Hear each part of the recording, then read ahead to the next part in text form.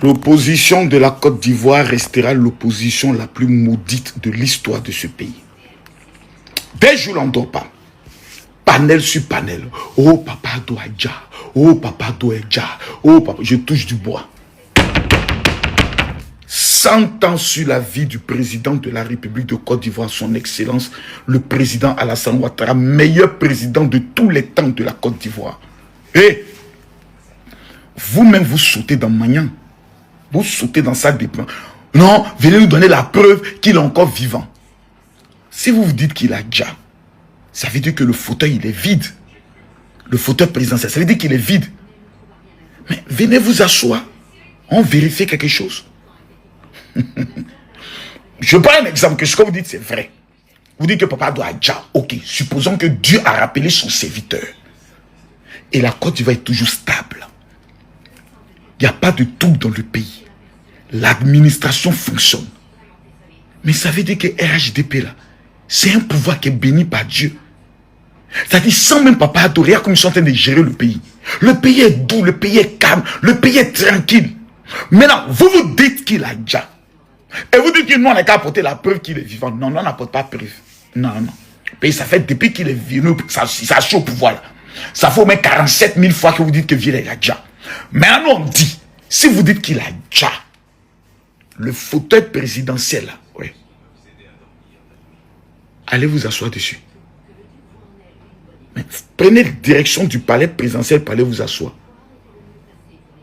Ou bien, vous avez perdu quelque chose. En Magnane, il n'y a pas pitié dedans. Façon qu'on va vous allumer dans le pays là. C'est-à-dire, vous allez vous lever un matin, vous allez dire que, côté Moronyini, Morolibé, tentez regretter.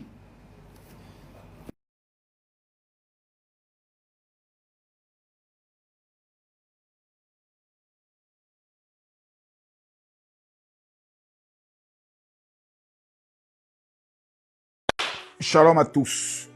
Vous savez, les propos qui vont sortir de ma bouche aujourd'hui sont d'une gravité exceptionnelle. Et si chaque Ivoirien ne comprend pas le message de l'heure, nous aurons que nos yeux pour pleurer. Quand on parle de la Côte d'Ivoire, on parle d'un pays qui revient de loin. 2004, affrontement exceptionnel dans notre pays entre les jeunes patriotes et l'armée française. 2002, crise, on peut le dire, de pratiquement guerre civile pendant 10 ans. C'est toute une génération qui a connu ce qu'on appelle état d'urgence, guerre, couvre-feu, des mots auxquels les Ivoiriens n'étaient aucunement habitués. Aujourd'hui, l'une des plus grandes polémiques que nous essayons de voir sur les réseaux sociaux, ce sont des débats de chiffonniers, des débats des enfants maudits qui refusent de voir notre pays avancer. Téné Birahima Ouattara, frère cadet du président Alassane Ouattara, vice-premier ministre de la Côte d'Ivoire, ministre d'État, ministre de la Défense. Pour comprendre l'opportunité que nous donne notre pays d'avoir un tel homme, qui est une bénédiction exceptionnelle pour notre pays, parce que notre pays devait connaître ce qu'on appelle une invasion des pays de l'AES.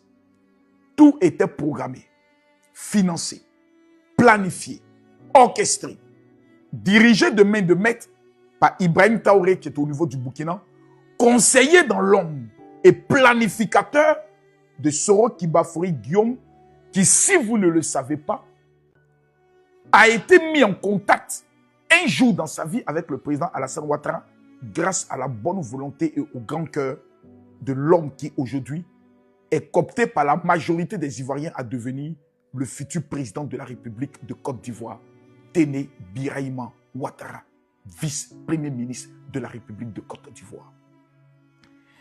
Je vais vous dévoiler aujourd'hui les 5 raisons pour lesquelles, si en 2030, non pas le RHDP, non pas la volonté de son excellence le président Alassane Ouattara, mais la volonté de tout un peuple, le peuple de Côte d'Ivoire. Un peuple qui aspire à la paix, à la tranquillité parce que vous ne comprenez pas les enjeux géopolitiques de l'heure. Vous prenez l'ensemble des pays de l'AES. Quel est le seul pays où ils ont l'ensemble de leurs ressortissants vivant à l'étranger? La Côte d'Ivoire. Vous prenez le Mali, vous prenez le Burkina, vous prenez le Niger. Nous sommes autour de près de 9 millions de personnes vivant sur notre territoire. C'est-à-dire sur le territoire ivoirien, nous avons un État qui y vit déjà.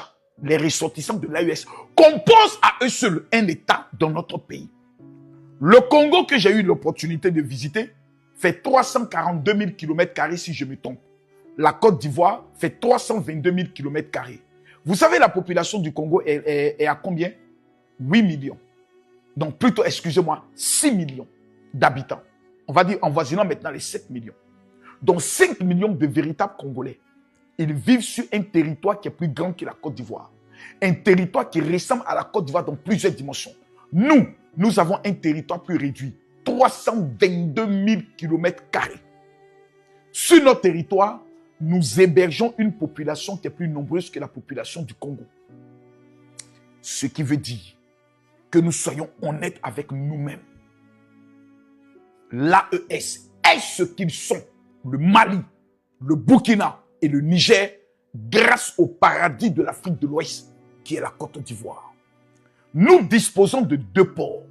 Le port d'Abidjan, qui a connu sa croissance la plus exceptionnelle en 2025 et va encore connaître sa croissance la plus exceptionnelle en 2026, d'où l'AES ne représente même pas 10% de tout ce qui est marchandises venant au niveau de notre port.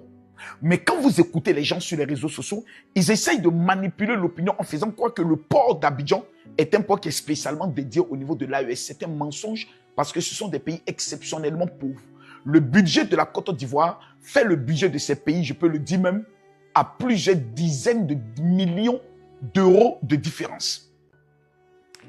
Ces 3 pays rêvent de pouvoir occuper le port de San Pedro.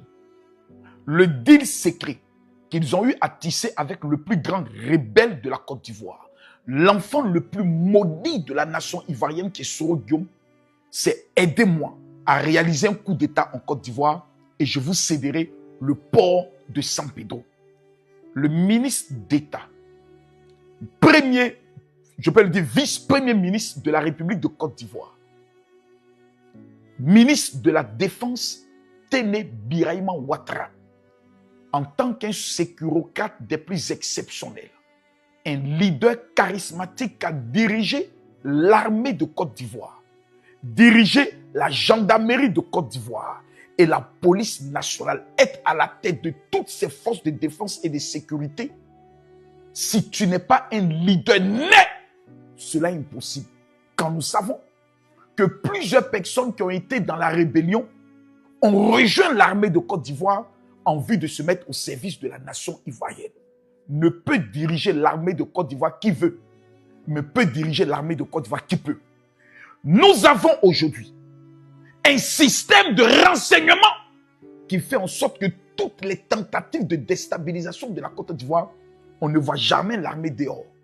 Mais le système qui a été mis en place de façon minutieuse, de façon stratégique, par un homme doté d'une intelligence exceptionnelle venant de Dieu, nous a permis, nous, aujourd'hui, au niveau de la Côte d'Ivoire, de danser le Azalaka Pérou, faire le Péa à outrance, sans que nous ne puissions être inquiétés. Jamais eu de couvre-feu, jamais d'état d'urgence, jamais d'Internet ont été coupés dans notre pays comme dans certains pays par rapport à une menace imminente. Nos forces de défense et de sécurité, dans une vision claire, dotée par le président de la République et mis en œuvre par le ministre d'État, ministre de la Défense, ont permis à la Côte d'Ivoire d'être aujourd'hui un pays totalement crédible. Donc, le véritable problème de la Côte d'Ivoire n'est pas un problème de croissance économique puisque nous l'avons déjà. N'est pas un problème de développement, nous l'avons déjà. N'est pas un problème de leadership dans le domaine de l'Afrique, je peux le dire, tout entier, nous l'avons déjà.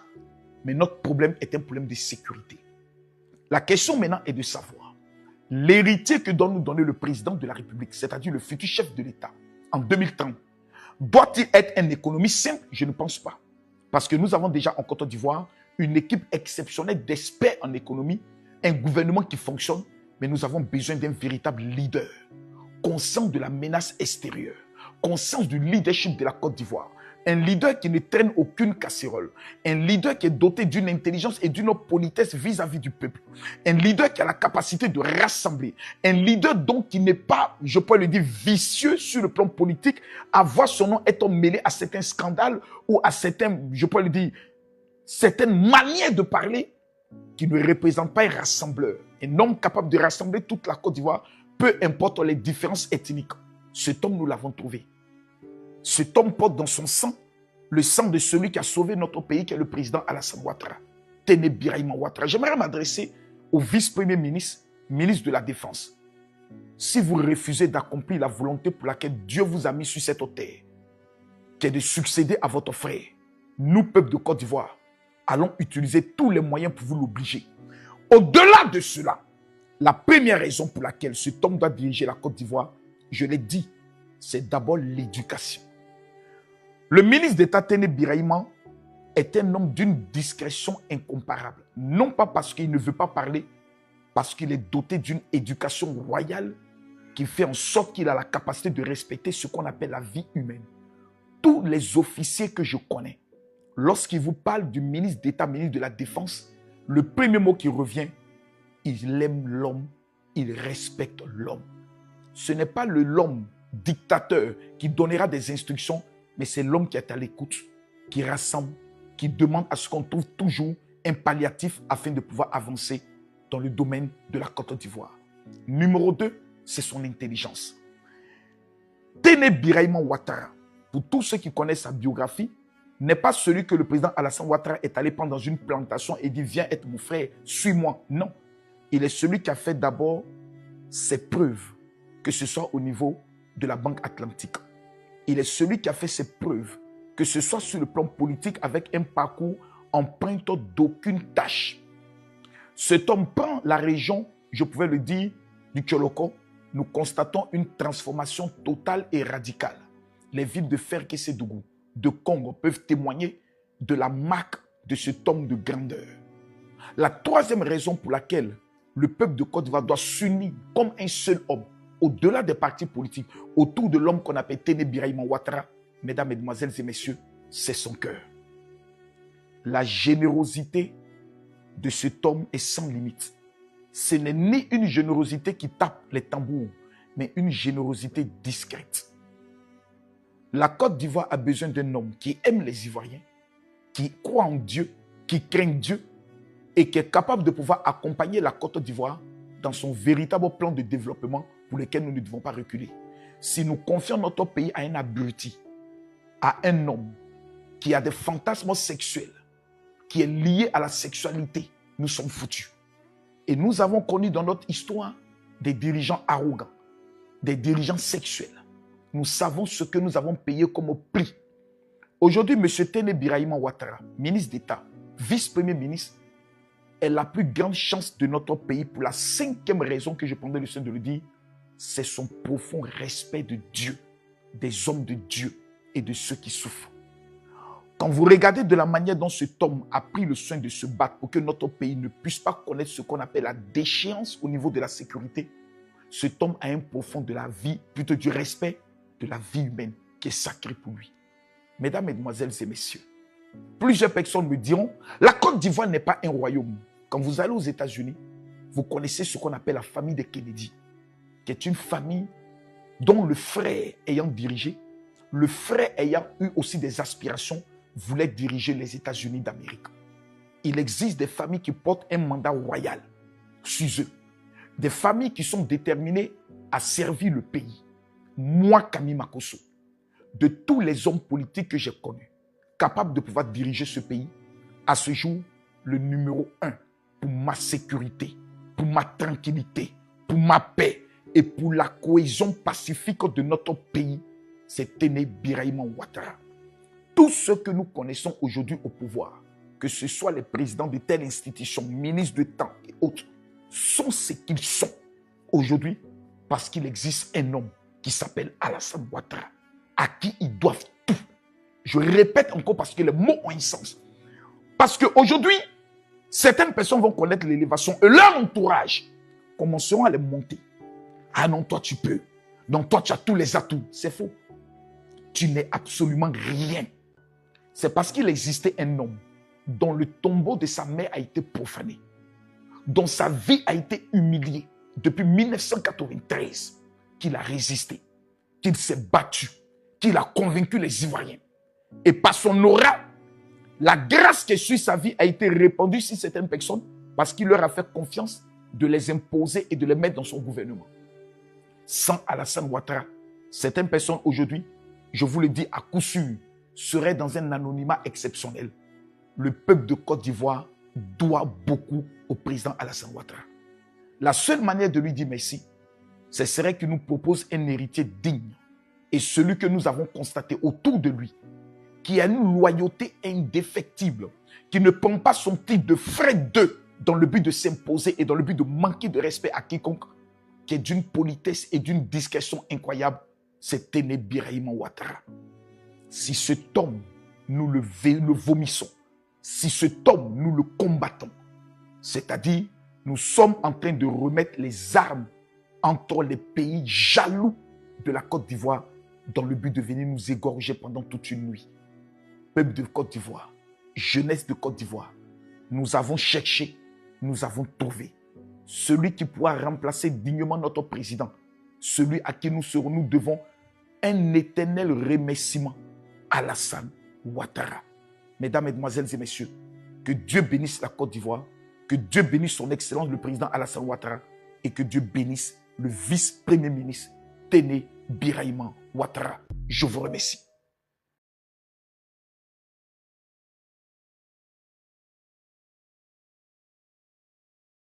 Hier, les réunions n'ont pas pu dormir. En train de m'identifier sur ma matin, mes lèvres, même ici, identifiés partout. Hein? Oxmo, viens voir la vidéo. Pas une photo, on les a montré, c'est IA. Oxmo, viens voir la vidéo. Viens voir la vidéo. On regarde la vidéo ensemble, puis il revient.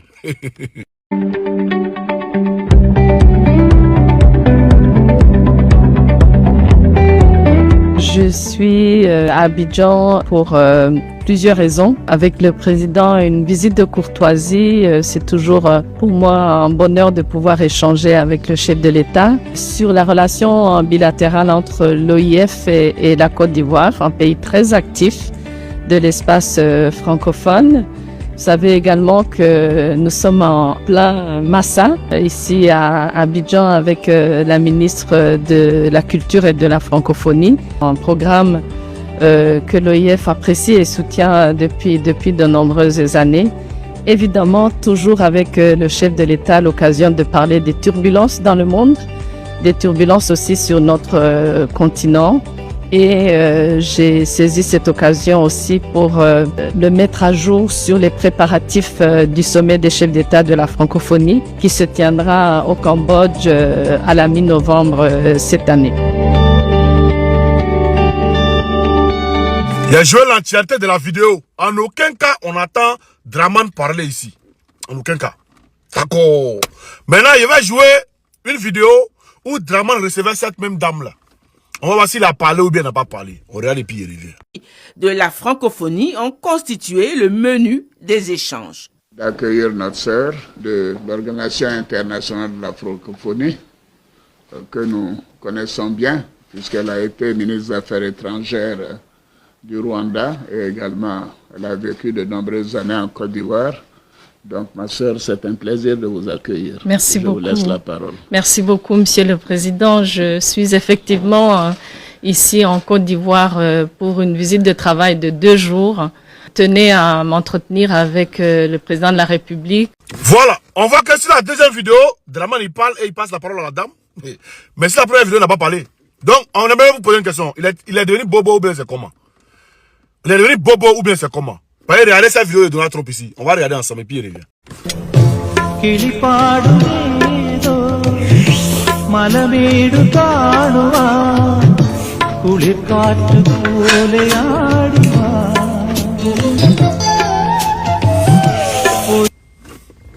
Là, mon gars, il est en train de d'abord sans parler. Bon, vous avez dit que c'est Donald Trump. Pourtant, c'est IA.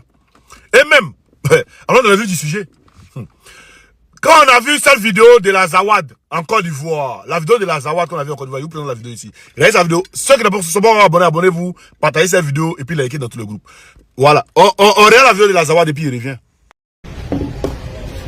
علاش بيرو وان كوت ديفوار وانا فعلا كوت ديفوار انتداد اشديد غادي نبدا بيرو نيت غرب نيت اما بكل الى ميز ان بلاس هاسنا التيتار تسهل نسدا تنفوس رس زواد.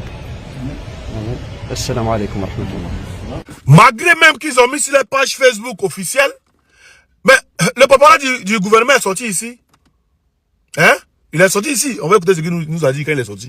Du Front de libération de l'Azawad en Côte d'Ivoire avec des images à l'appui. Ces allégations suscitent depuis de nombreuses réactions. Qu'en est-il réellement, Monsieur le ministre? Pouvez-vous confirmer si une telle organisation existe bel et bien sur le territoire ivoirien? Merci, Monsieur le ministre. Bien, votre question me permet de revenir à la campagne que le ministère de la Communication a engagée par rapport à une utilisation responsable des réseaux sociaux. À cela s'ajoute donc une rubrique que la RTI fait régulièrement depuis un certain temps pendant le journal télévisé afin de démentir les infox. Ces images n'ont pas été authentifiées par nos services.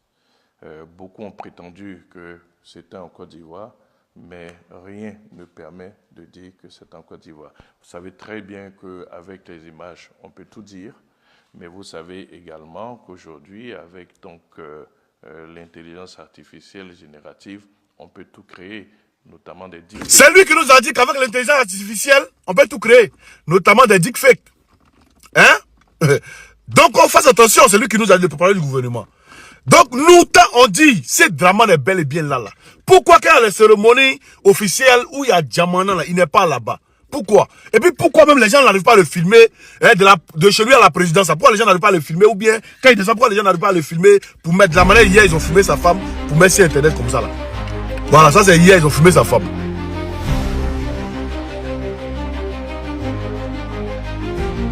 Pourquoi on n'arrive pas à filmer Draman comme ça? C'est la question qu'on se pose. Hein? Maintenant on dit de faire direct. Bon, aujourd'hui là on dit il y a un conseil des ministres. Mais pendant ce temps, on dit tenez Brahima il est en France. Voilà, le ministre, je ne sais pas s'il est ministre ou bien il n'est pas ministre. Bon, il y a un conseil des ministres. On va voir aujourd'hui ce qu'ils vont nous produire. Hein? On va voir aujourd'hui ce qu'ils vont nous produire. Ce qui est sûr, si ce n'est pas en live déjà, si ce n'est pas en direct déjà, on va analyser. On est dedans. Tant qu'ils ne sont pas fait direct ou bien ils ne sont pas pour prendre bien des foules, pour que les gens les filment ou bien les gens font truc là, on est lui. Voilà. Il est puis il est couché. Ne devrait pas distraire les gens. On est ensemble, famille. Il y a qu'à parler de tout le groupe, on est ensemble, c'est ciao. La famille, regardez cette vidéo là.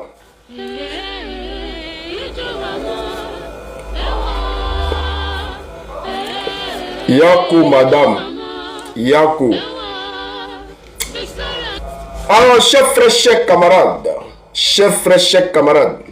Je vais vous présenter des photos. Ici, j'ai besoin des gens qui maîtrisent un pays IA. Hier, Draman Ouattara a partagé, il a publié une photo.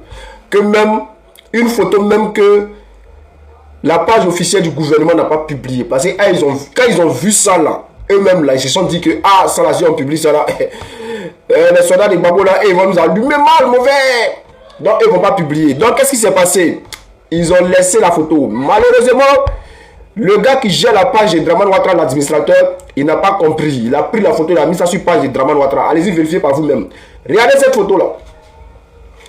Cette photo là, c'est IA ou c'est pas IA? Regardez le pied. La déformation. Comme parle, les gens disent que non. Ok, on va aller en profondeur.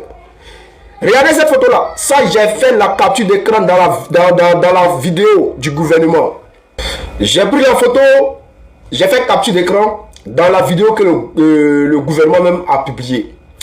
Regardez. Regardez les pieds par rapport au ventre et à la tête.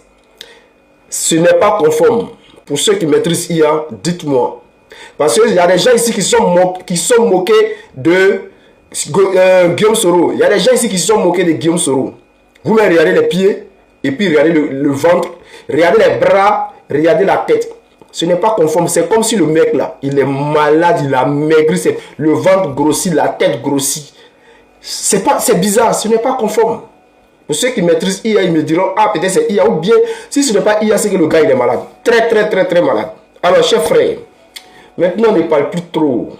Nous là, on ne veut plus discuter avec vous.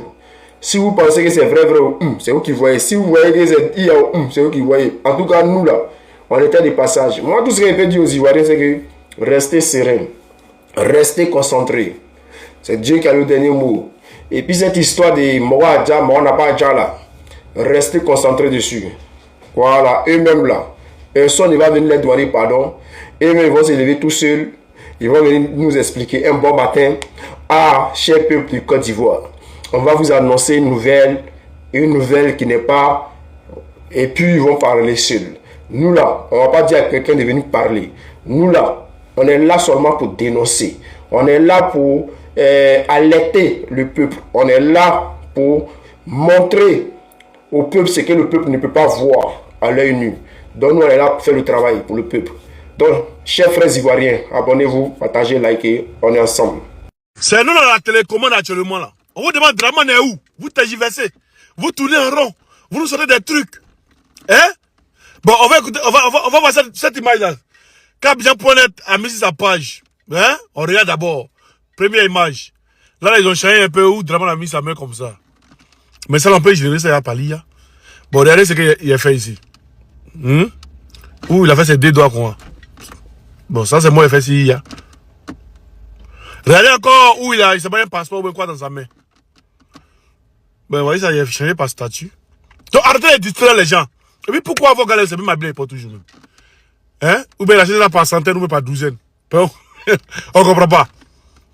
Alors, au lieu de vous fatiguer là, faites un live ou bien un direct où le gars il parle au peuple. C'est tout ce qu'on demande. Ou bien le gars aller dans un couloir où il y a Djamana prendre belle et foule.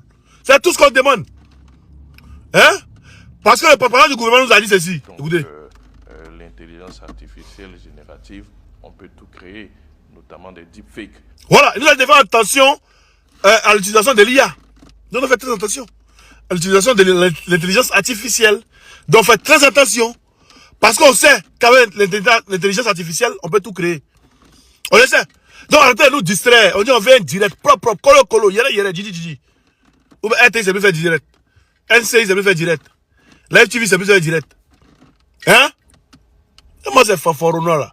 On attend encore la vidéo pour déconstruire. C'est de ça qu'il s'agit. Pays IA, gouvernement IA. Par exemple, dans tout le groupe, là, t'es pas abonné, tu t'abonnes et puis c'est Biaga. On revient encore, tant que nous n'avons pas encore dit où Draman est, ou bien tant que nous n'avons pas encore montré tout ça là. On revient encore dessus. Près encore de nous, vous essayez de faire tout quand la vérité est sortie. Regardez seulement, ça vient. Pour ceux qui n'ont pas encore les VPN là, téléchargez vos VPN, hein. Je vous ai déjà montré l'application. Vous voyez l'application ici. Téléchargez ça, et puis là, voilà. C'est de ça qu'il s'agit, on est ensemble, dans tous les groupes.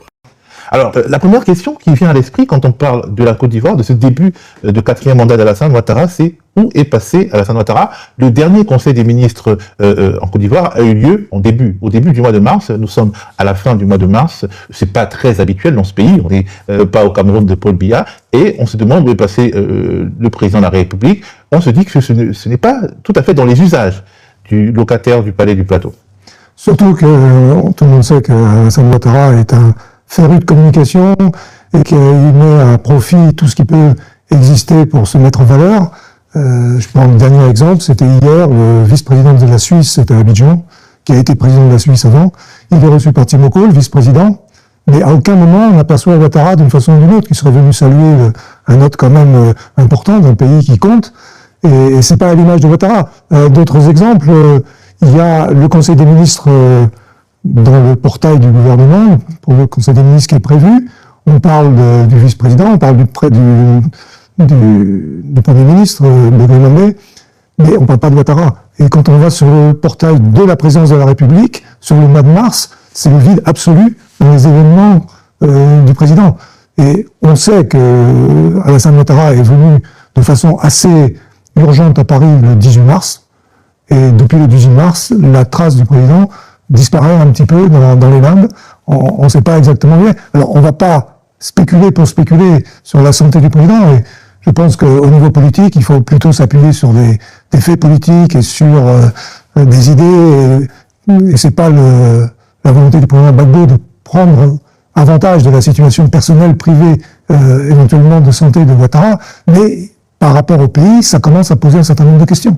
Alors, un certain nombre de questions, parce que finalement, nous avons nous faisons face à une sorte de présidence qui se fait discrète, qui se fait moins présente, et à une montée en puissance quand même pas du Premier ministre, mais du vice-premier ministre Téné Birahima Ouattara. Donc c'est une nouvelle ère. On a vu l'interview que Téné Birahima Ouattara a accordée à Jeune Afrique pour se poser un peu en garant de la sécurité du pays, pour parler des menaces terroristes, etc. C'est une manière de faire de la communication et d'imposer finalement son image à lui, plutôt que l'image du Premier ministre Mabé Begré. Je voudrais qu'on parle justement de l'architecture du pouvoir telle qu'elle se dessine depuis la fin du cycle électoral. Alors, premièrement, Patrick Hachi, qui était pressenti comme vice-président, parce qu'on avait bien vu qu'il avait renoncé à sa nationalité française, se retrouve au perchoir à l'Assemblée nationale. Robert Begré-Mambé reste à la primature, mais il est flanqué de Téné Birahima Ouattara,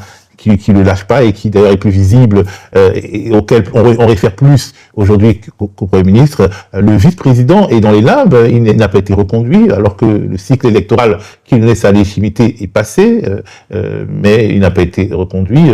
On ne sait pas s'il y aura un nouveau vice-président. Le Sénat reste inchangé. Qu'est-ce qu'on peut dire en fait de cette architecture qui est encore incomplète et qui se dessine devant nous? Elle est à la fois incomplète et contradictoire. Si on dit que le vice-président n'a pas été reconduit, hier, il apparaît dans le site de la présidence comme le vice-président recevant un vice-président d'un pays. Comme je l'ai dit tout à l'heure, il y a un problème. Il y a un problème. Il y a un deuxième problème, c'est que si M. Ouattara devait, pour une raison X ou Y, céder le pouvoir, quid en Côte d'Ivoire, puisque la Constitution dit c'est le vice-président. Si le vice-président est un vice-président de fait et non pas de droit, ça pose déjà un problème.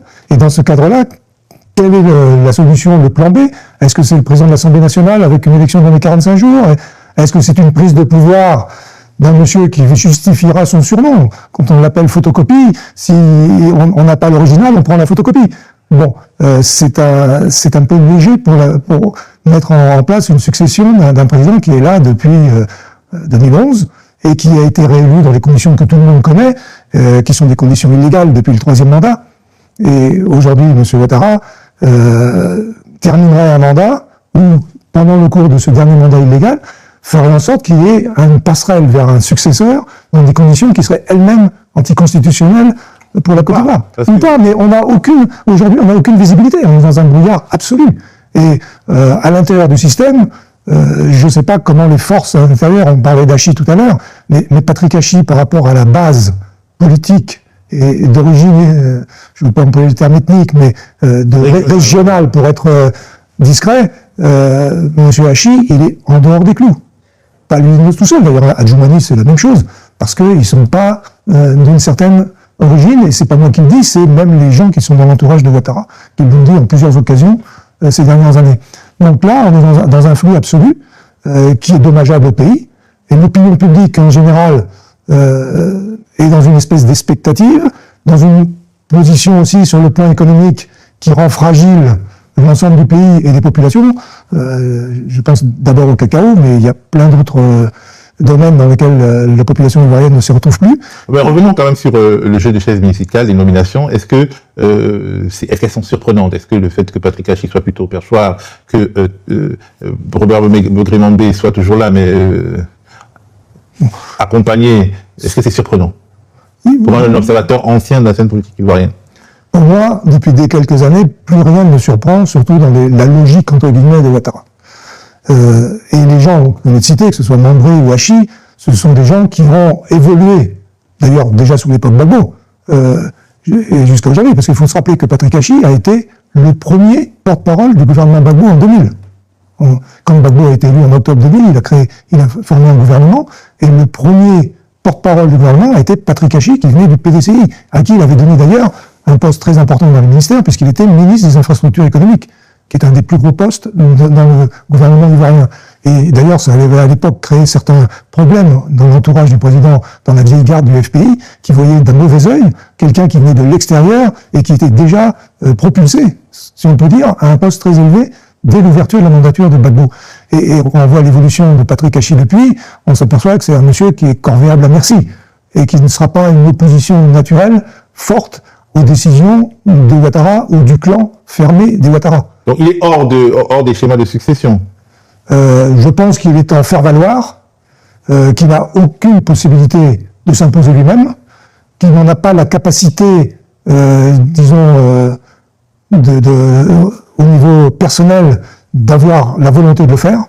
Le Gouvernement est dans le même état d'esprit. Ce ne sont pas des gens qui sont capables par eux-mêmes de prendre la décision finale et qui sont placés à des postes où ils ne gêneront pas le noyau dur pour Ouattara, qui est le noyau dur de Ouattara, photocopie, Madame Ouattara et quelques personnages du clan.